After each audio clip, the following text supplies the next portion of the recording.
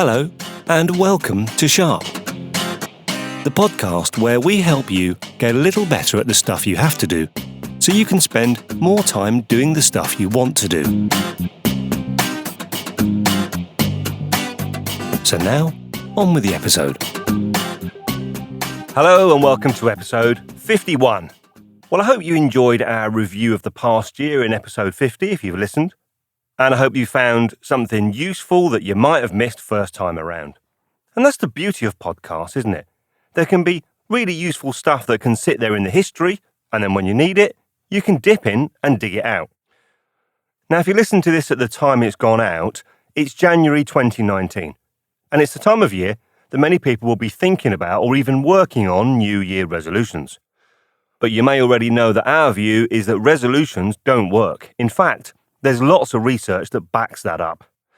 Here at Sharp, we're more interested in helping you with longer-term change, not just ideas that only work for a few weeks. There were some ideas that we shared at the end of 2017, and they were definitely about that, long-term change. So I've decided to re-release edited versions of those episodes again. I've edited them to make them tighter and lose some of the stuff that's out of date. We'll put links in each episode to all the resources that we're talking about, and I'm going to try to make it as easy as possible to help you to change things that make a difference to your whole year and even your whole life. So the first subject we're going to look at is habits.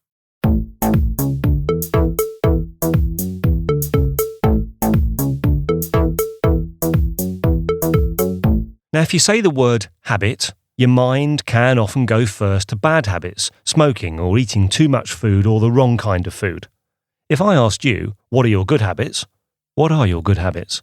We might say things like exercising regularly or spending good quality time with the kids. I'd ask, are those habits or are they good practice? So if you want to change a habit, it's worth finding out how they form, what causes them, and what your options are. In his best-selling book, The Power of Habit, Charles Duhigg explains about the patterns of habit, and he says that they're made up of three elements: a cue, a routine, and a reward. Duhigg explains that the cue is the trigger that sends your brain off on this particular loop of behaviour. The routine, well, that's the more obvious bit. It's the thing that you do, like lighting up the cigarette or drinking the drink. He gives a great example of eating cookies in the afternoon. 'Tis the afternoon, and that's making me hungry. And the reward, of course, well, that's what you get from it, or importantly, what you think you get from it. You see, the reality may be very different, and that can be a key to understanding why the habit forms in the first place. If you think about the habit of using social media in a mindless or an unhelpful way, again, the cue could be the flashing light. That's a very different kind of habit. The flashing light on your phone, the notification, or just simply that you've got the phone in your hand. The routine, well, that's scrolling through the feed, looking at the pictures or the updates. The reward, some people claim that you get a small dopamine hit. Others say that it's about the illusion of feeling valued, that when people take notice of us. The good news is that whatever the ingredients to habits are, our brains are not fixed. They can change. So good or bad habits can be stopped and they can be started again. Learning why we form habits is one thing. Learning how to change them, how to take control, well, that might be where we want to get to. Now, you might remember from our chat with Lisa that she recognised that spending 15 to 20 minutes a night working on her website wasn't a particularly difficult thing to do, but that the motivation to do it didn't seem as strong as the motivation to rest from a busy day and watch some TV. Now, arguably, there's nothing wrong with that. If you work hard, you need some downtime. Now, you might remember that we joked in the conversation about setting the laptop up in the same place that the TV is. Actually, there might be something in that. So again, not only has she got the trigger there, but it also increases how easy the thing is that she wants to do. Then I want the juice of one lemon. I want it to be sort of alive and full. Lisa, So we go in. you know we were talking the other day about you spending 20 minutes a night working on your website. I'm going to use some basil. You know, about that much. I've got your laptop. Oh, no, I'm not doing that now. I'm not spending 20 minutes now. No, you don't need to. Trust me. Oh, Just take the laptop, open it, pinch of cumin. Shut it again. A kind of question mark. Give it back. What? What's the point of that? A pinch of cumin. Was that hard? No. Okay. Fair enough. Don't worry. Trust me. Now, this idea of taking baby steps, doing something instead of nothing, is an approach currently being recognised as well worth our consideration. In our scenario, it could be that for Lisa, just opening the laptop every night for a week is the right start. Do nothing else, just have the laptop there next to where the TV is and just open it every night for a week. Then, for another week, she's already in the habit of opening the laptop, so she then moves on to glancing at the website. In the third week, once already in the habit of opening the laptop and looking at the site, we then move on to making notes of what she might want to change, just for 2 minutes each night. Then the following week, do that for 5 minutes and so on. So after 4 weeks, we've really gently got ourselves into a habit that's so easy to do that by the time we're 4 weeks down the line, we're actually doing the thing that for the previous 20 or 30 weeks, we knew we should do, we knew we wanted to do, but just for some reason we haven't. You could apply this to going to the gym or saving money, anything which could grow over time and have real impact. I've talked before about a chap called David Allen, and in his Getting Things Done model, he suggests breaking a big project down into smaller actions, then only focusing on the next action, because that is all you can do at any one time. You cannot do the whole project. So baby steps could be more powerful than we might have thought. After all, it's where we all started, isn't it? It's worth thinking about what you want to change, how you can break it down into simple bite-sized pieces that are so simple that it would be hard not to do them.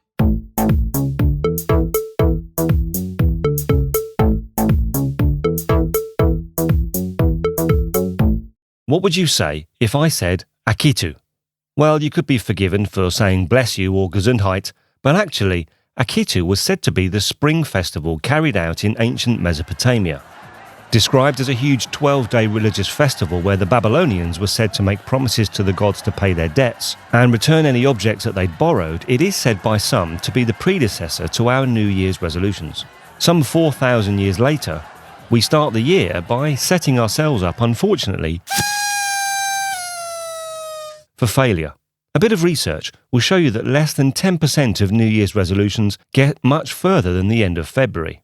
The problem is that resolutions are made in a spirit that makes us feel like we can take on the world. So we set huge goals, stretching resolutions that often involve attempts to completely change our exercise routines, our eating or drinking habits, or where we're going to be by next December the 31st. Now, of course, there's nothing wrong with setting goals, even stretching ones. But if you're not clear on what the first step is, then often that goal stays on that bit of paper or in that electronic document. So why do we struggle? Well, let's look at the classic gym membership. According to a YouGov poll in 2015, 33% of people who made New Year's resolutions wanted to get fitter. Yet, according to Sport England, regular gym goers make up less than 10% of the population. Gold's Gym says its traffic jumps by 40% between December and January, yet according to Planet Money, half of the people who sign up for gym membership never go. But there is an approach which can work. Instead of going flat out and aiming to go to the gym every day and work out for an hour, why not aim to go 3 times a week, but just work out for 5 minutes? Now that might seem counterintuitive, but think about it. If you're going to go to the gym as a new activity, it involves a number of steps. You've got to decide where to go. You've got to work out what you want to use it for. Are you going to do aerobic exercise, free weights or swimming? You've got to get your gym gear ready. And of course, you've got to wash it. You've got to travel there in the morning before work, or travel in the evening after work. And if it's a new venture, then there's likely to be a cost that you've not had to make previously. And all that before you lift a single weight or step on the treadmill. Now you might think that after all that, you might as well put in an hour's work. But remember what we learned about habits. They get hardwired when they're easy to do and the reward is good. So if you make all this change, follow all these new steps, and then reward yourself by being worn out with an hour's workout, and often not seeing any immediate benefit, then it's not surprising it doesn't last. An alternative is to get the hard wiring set up with the easier routines first, So set up the direct debit payment, get your gym gear, and then make the trip after work. Then do an easy workout, 5 minutes. It'll make you want to do more, but hold back for a couple of weeks until the routine is hardwired, and then build your workout once the routine is established. Remember, we learned last week that habits are formed of 3 parts: a cue, a routine, and a reward. It's the same with Lisa's problem with working on the website. The routine now is just to open the laptop. Simple. The reward? Well, she feels like she's still getting a chunk of her downtime after the busy day, because at this stage, the downtime isn't significantly interrupted. What about the cue? There's a lot of food places There you I like go. to visit, and the place I'm going to take you to now is one of the oldest actually. It's over. Skin wilderness, but theirs will. Oh, wow. Okay, have a look at this. This is the 2 winning lids that are going. Here you go. You've only got to shut it. 300 years old. It's the Queen's Grocer. Be his only neighbors for miles. Here we go. Is it time yet to actually start doing something? No, you have to wait till tomorrow. At some point, In this situation, I've been the cue prompting Lisa to open it. But what if I'm not around, or, importantly, if you want to take control yourself and not feel like you're relying on someone else? Well, there are some great apps out there to provide the cue and sometimes even the reward. The good thing about apps is that they can set reminders, they can show you how you're progressing, and they're always there. 2 which I like are Coach.me and Loop Habit Tracker. There are a lot out there, but I've chosen these 2 because they're a little bit different in how they do things. They both provide the cue. They can set reminders for the particular habit that you're trying to form. Coach.me is available on Android and Apple platforms, and it's the more sophisticated of the 2. It works by linking you to different communities and helping you to interact with other people that might be doing the same things as you. Now, you can go it alone with Coach.me, but its strength is in how it makes you feel like you're part of a community. I like the interaction of this app, which I think that really helps with the reward piece as well. The other one I mentioned is Loop Habit Tracker. That's currently only on Android. It's much simpler than Coach.me because it just tracks the habits, sets reminders, and has a simple, I think really elegant front page. If you prefer simple, but you're not on Android and you're on iOS, then try Habit Bull.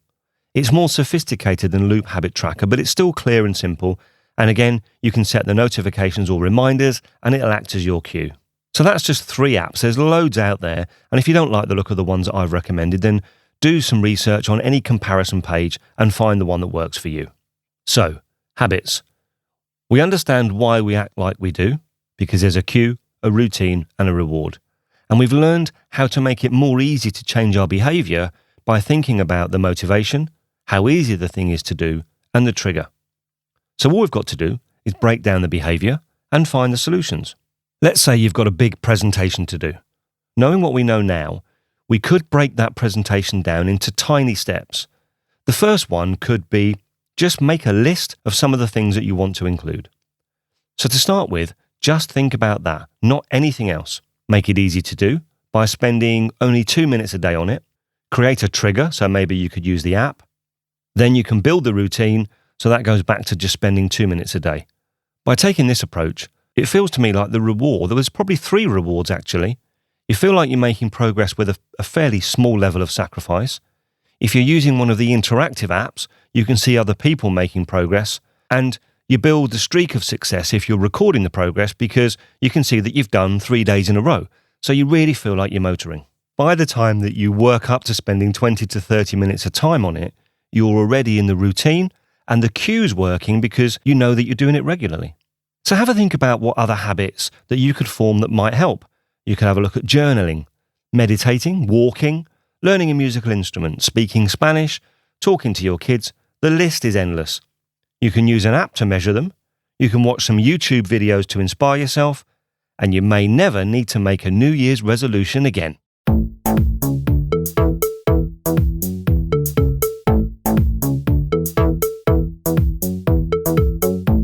We're going to have a look at the written word. But first, I want to take you back in time. So why am I focusing on 1989? Well, another thing that happened in that year was the release of a brand new book in the United States by Free Press. Now, this book went on to sell 25 million copies, to become the first non-fiction audiobook to sell more than 1 million copies, and to propel its author to become a household name in the world of self-development and business productivity.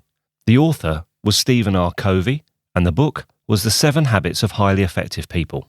But this episode is about habits and the written word, actual books. So, of course, I couldn't start an episode on habits and the written word without reference to the late Dr. Covey's work, and I'll link to it in the show notes.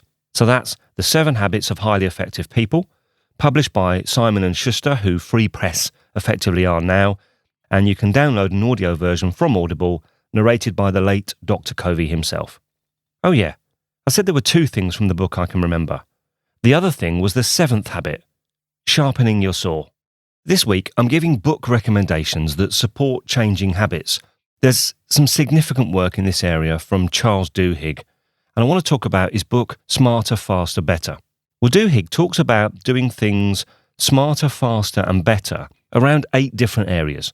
And he shows us a common thread in all of these areas where people who seem to be in control and balanced do certain things consistently.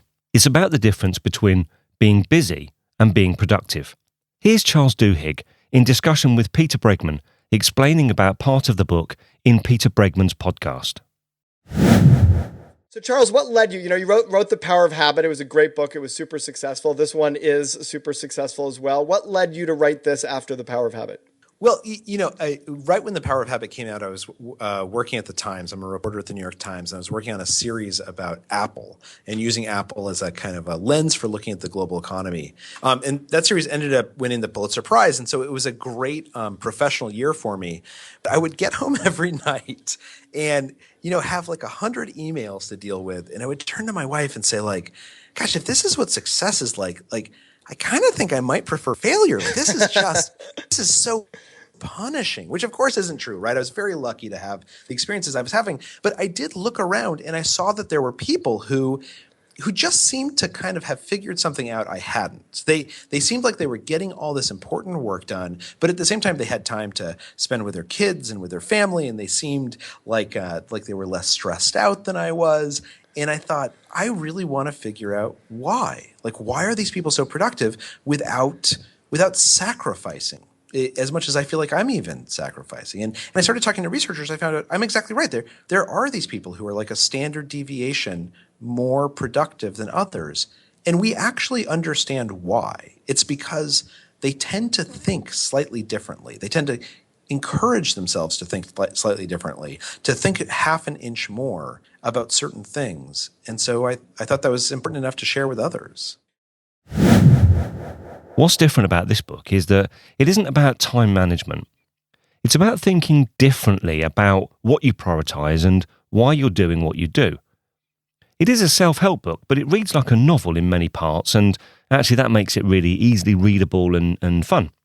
From Google to Disney, from individuals to teams, Duhigg has researched thoroughly, painstakingly, and come up with a completely different way of thinking. So, my second book recommendation today, Charles Duhigg, Smarter, Faster, Better. It's published by Random House in the UK and the US, and of course you can get it from Amazon, good bookstores, or you can download an audio version from Audible, which is read by Mike Chamberlain. Okay, so in this third section, we're going to look at 18 Minutes by Peter Bregman. Now this, potentially, is one of the best books I've read in a long time. In fact, I'd go further and say that if you only read one book this year on getting better, make it this one.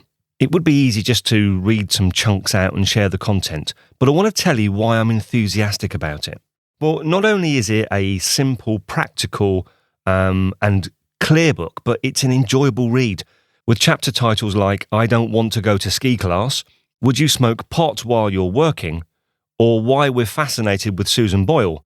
It then delivers these really interesting ideas into a rounded, simple template that argues that if you spend 18 minutes a day on it in total, you can make it all happen. Basically, if you want to take sensible steps to get into a ritual and a habit that will make a difference, you definitely need to read this book.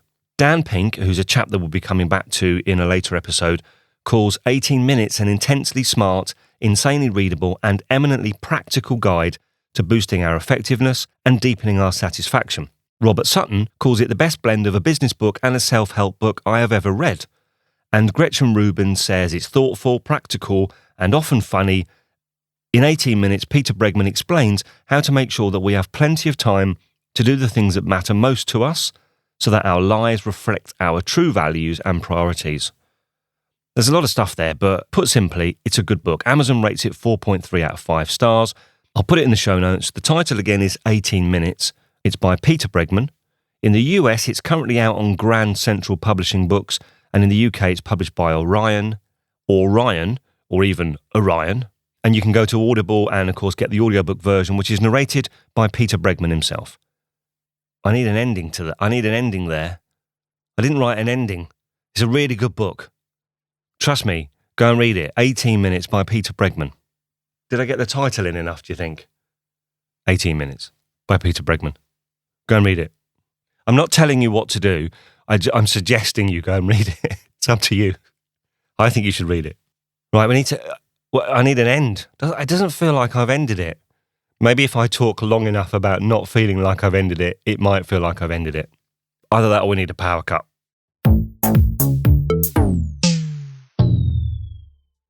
Well, it's 2019, Steve here, and that was all about habits. I hope you found that useful. Those things have made a huge difference to how I do some of my stuff. And in a week's time, yes, there's another one of these next week, we'll be revisiting setting goals. Until then, bye-bye. All the links, resource and articles I've used in this episode will be in the show notes right there on your device. Hopefully you'll find them helpful and useful, and hopefully you'll find this whole podcast helpful and useful. I hope you do, and I do spend a lot of time and effort making sure it's relevant, helpful and entertaining enough for you to listen to. If you agree and you'd like to show your support, there are several ways you can do it.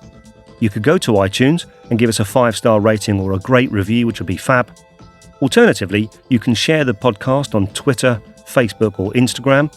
We are at Sharp Podcast, one word, 2 Ps, or you could even show someone how to subscribe on their phone or their device.